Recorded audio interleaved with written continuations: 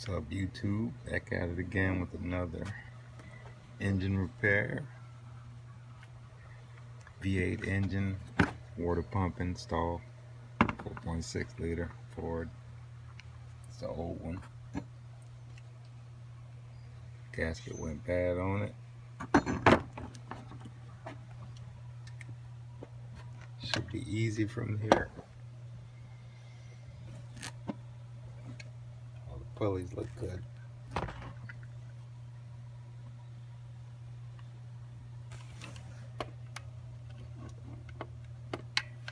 Thanks for watching. Okay guys, we're back. We got the new water pump installed. Came with the O-ring.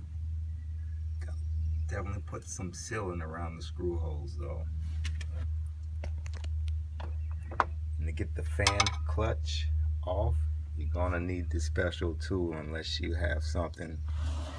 Go around this pulley and keep it from moving while you spin the fan blade counterclockwise.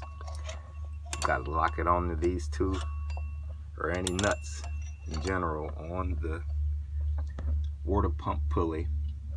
Lock these on, spin them the other way.